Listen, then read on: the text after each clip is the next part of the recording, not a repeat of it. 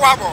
Bienvenue à Cotonou, la mégapole du Bénin. Cotonou avec ses grands immeubles à terre et rues qui font Sa fierté, une fierté qui tire sa source à travers la réalisation de ses travaux.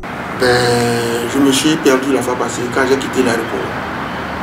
Vous allez à Bigamé, c'est pareil. Vous allez à Glace, c'est pareil. Vous allez à Godomé, c'est pareil. N'en parlons pas de Porte-Nouveau et de ses environs.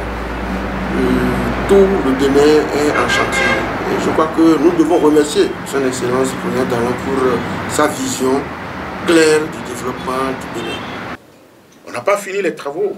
La fin est prévue pour fin 2020. Mais déjà, je pense que beaucoup de Béninois, comme moi, sont déjà fiers qu'on puisse transformer comme ça le visage de nos villes. Quel Béninois n'en serait pas fier avant? Quand on parcourt, on circule dans nos villes, on n'était pas content. Quand on voyage et qu'on revient, c'est avec la mort dans l'âme qu'on rentre encore dans la ville pour dire, voici chez moi. Quand on va finir de voir ailleurs et qu'on revient, on a mal. Qui est maintenant un Béninois qui ait pensé que le Bénin aussi peut mettre ses pas dans les pas des autres pays, qui est en train de nous montrer qu'on peut faire mieux au Bénin avec les ressources publiques qui sont mobilisées avec rigueur. C'est pour cela qu'on a souffert, le peuple souffrait, la population souffrait. On leur a dit de serrer la ceinture.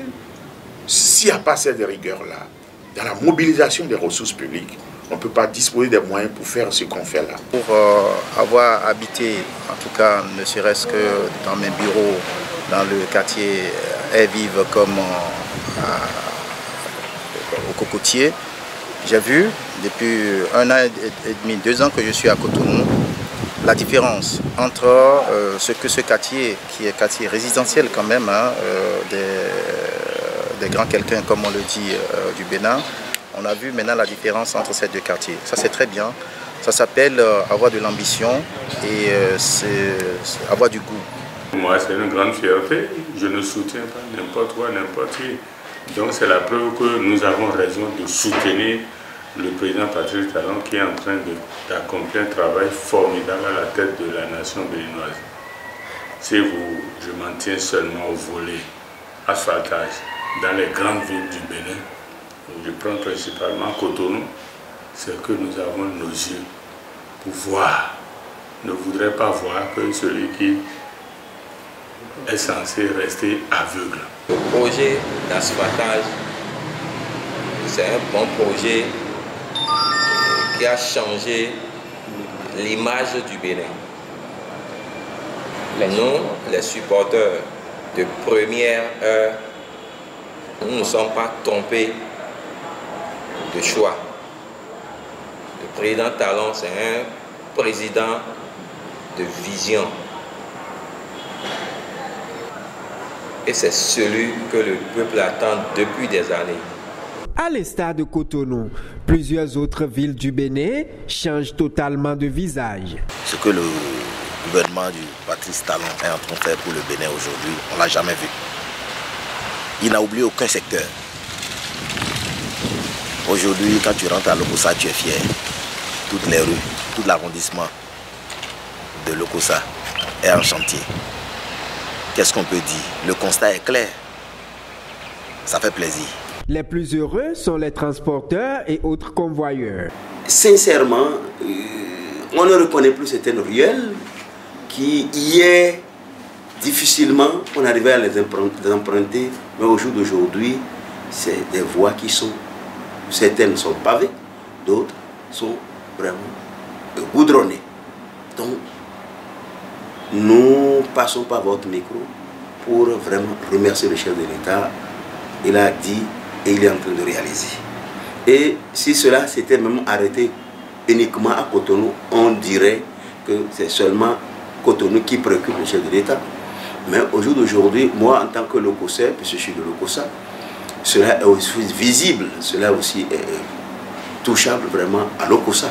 Et c'est la même chose dans tous les départements. La grande majorité des Béninois formule de plus en plus de vœux osés. Nous encourageons le chef de l'État à persévérer pour que dans 5 ans, dans 10 ans, qu'on puisse compter Cotonou parmi les villes phares de l'Afrique. Quel Béninois voudra qu'un travail amorcé d'abord pourrait finir en un temps, en un seul mandat? C'est une réalité, on n'a même pas besoin de poser la question aux Béninois. Ils seront tous dans l'unanimité s'ils sont sincères. Si on ne fait pas la politique politicienne, si nous sommes sincères, nous aimons le Bénin. Ça veut dire qu'à l'unanimité, les Béninois vont supplier même le président Talon pour qu'il rengaine, qu'il continue, qu'il vaille au moins à 2 mandats. C'est une réalité. On n'a pas besoin d'aller par 4 chemins. L'œuvre entamée doit être achevée. Si nous estimons qu'il faut qu'il achève l'aéroport de Glodjibou, ça va être fantastique s'il arrive à réaliser. Donc il y a beaucoup de travaux annoncés. Nous voulons la manière dont ça s'est exécuté, la qualité des œuvres. Quand nous voyons tout ça, nous voudrions qu'il reste encore. Pour sa vision claire du développement du Bénin. Je crois que si le président Talon n'existait pas, il fallait le créer et profiter de l'occasion pour le soutenir jusqu'au bout. Même après ce mandat, le soutenir pour le second mandat. Je crois que avec lui, le Bénin risque de devenir un pays développé d'ici 10 à 15 ans. Nous allons quitter le sous-développement vers le développement. Quel Béninois censé peut demander que, avec tout ce que nous voyons là, moi, je sais pas seulement, moi j'entends déjà des gens dire, s'il s'en va, qui peut? Quel Béninois peut continuer?